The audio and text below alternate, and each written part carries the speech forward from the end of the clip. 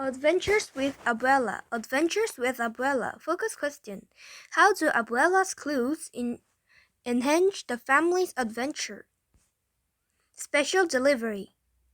It was late afternoon in Kanab, Utai, when Adriana Cruz ran inside.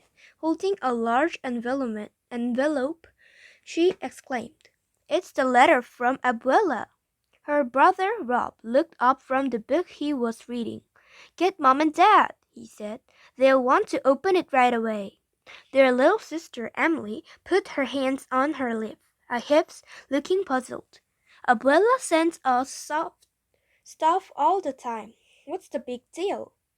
Adriana explained. "This is a special letter. It contains clues to an adventure." "Clues?" Emily asked. "Remember, in her last email, Abuela told us she was going to send us clues about our vacation," Rob said. "That's no mystery," Emily said. "Mom and Dad already told us we're going to Abuela's house. But we have to solve a mystery on the way there," Adriana explained. "And this has the clues." The parents walked into the living room. "What's all the buzz about?" Mr. Cruz asked. "The letter from Abuela is here," the children exclaimed. "We're leaving Canab tomorrow, so it came just in time," Mrs. Cruz said. The family gathered to read the letter. "Dear family, I am taking you on a wonderful trip. Let's see if you can figure out where we are going. It have sent your clothes. As you drive, use the clues to try and figure out where we will meet. I will give you a hint. All the answers to my clues can be found on an Arizona map. The clues are found in smaller envelopes. You may open each clue as you solve the one before it. You may now open the first clue. Good luck, and I hope I am not sitting at the meeting place alone. Love, Abuela." Clue 1. Books and scrambled letters. "Look," she included a map, Rob said, unfolding it on the coffee table.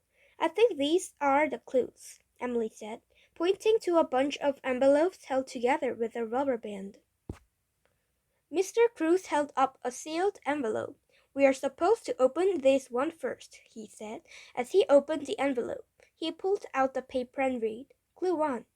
To begin our vacation game, go to the city with a name that tells a common part of each and every book. When you get to the city, shout. Then unscramble the letters in shout to tell you which direction to take." Emily said, "Let's look at the map." Abuela said all the answers were on the map. "If you look at the map, maybe we can find a city that is part of a book." Said Adriana. "I think it might be easier to list the parts of a book. I think there are fewer parts of a book than there are cities in Arizona." "Great idea!" exclaimed Rob, and he started making a list. "Let's see, there are covers, a table of contents, and page numbers." "Pages! All books have pages, but they might not have a table of contents," said Adriana. "Great, let's see if there is a pages." "Arizona on the map," said Rob. "There's not pages, but there is a page Arizona. It is in the northern part of the state, almost in the center," stated Adriana. "Well, then that is where we will drive tomorrow after we have had a good breakfast," said Mrs. Cruz. Clue 2. Names and the paintings. The next morning, an hour after an early breakfast, they rolled into Page and gave a loud shout. "Now we have to figure out what direction to go using the letters in the word shout," said Rob. "Well, it shouldn't be west because we just came from there, and Abuela wouldn't send us back in the same direction," said Arizona. "You sillies, it's south. You just moved the H to the end," cried Emily. "Hey, don't we get to open the next clue now that we are in Page?" remembered Dad. Mom opened the next clue because Dad was driving. Mom read, "Clue 2. You should be in Page, Arizona and traveling south." "Yeah," cheered the Cruz children. "We were right." Mom continued reading. "Clue 2. After you spring along the ridge and across the gap, You will get to the exit to a town that thinks it's a city and is often a member of a band. When you get there, start looking for something this picture represents.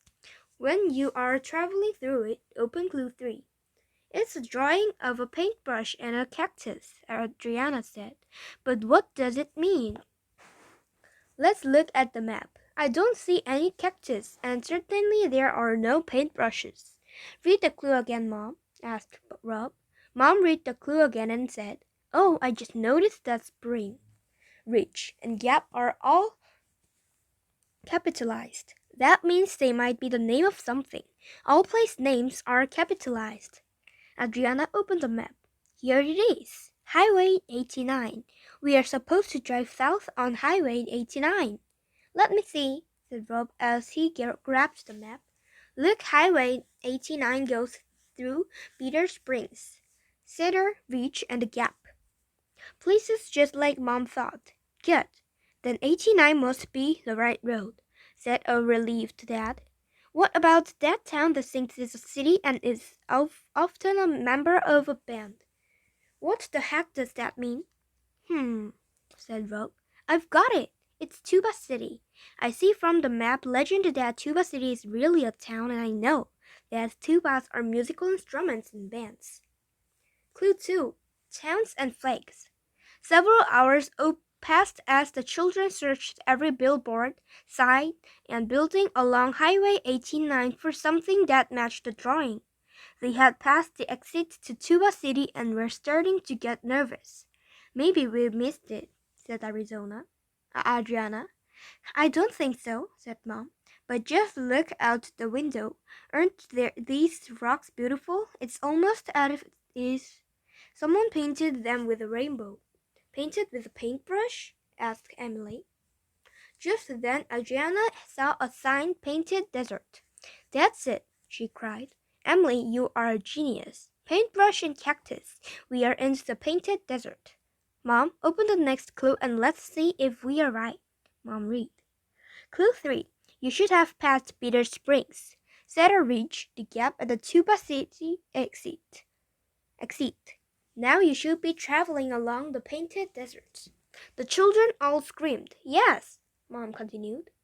Your great-grandmother recited this poem in school when she was a child.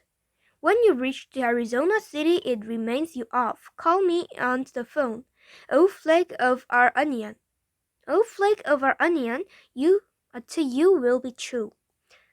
To your red and white stripes, and your stars on the blue, the emblem of freedom, the symbol of right. With children salute you, O flag fair and bright. Oh man, it's all about a flag. Where are we going to find a flag in the middle of the desert? moaned Rob. I've seen flags at gas stations, started Emily. Yeah, but a gas station isn't a city. Abuela said when we get to the city, the poem reminds us of to call her, said Rob. I know, said Adriana. Remember, Abuela also said that all the clues can be found on the map. Let's look at the map and find the cities. Maybe if we read the city names, we can find one that reminds us a flag. Cities have bigger dots on these maps than towns. The children looked for all the cities on the map. Phoenix, Tucson, Flagstaff, they shouted. Dad, quickly drive to Flagstaff. Clue 4. More letters and quarters. They drove to a rest stop near Flagstaff, and Dad called Abuela on his cell phone. Now you have done a great job. I hope you're in Flagstaff, said Abuela over the phone. Put me on the speakerphone so everyone can hear. Hi everyone, here is Clue 4. Unscramble the letters in Clue 3 that chose not to join. Go 2 hours east to Interstate 40 and meet me at the head of Washington's coin. See you in 2 hours, Abuela said. Bye, Abuela. The children shouted. I guess we need to pull out the map again, said Rob. And don't forget Clue 3, said Emily. The children saw that some of the words were different from the other letters in Clue 3. They figured that those were the letters that didn't join. But when they listened, the letters F, I, E, T, D, I, P, R, O, E, E, R, S, F, T, they didn't make sense. Then Adriana remembered that Abuela had said to unscramble the letters. So they each played with the letters. They scrambled and unscrambled them as Dad drove. They had made picture fists and free posts, but nothing was making sense.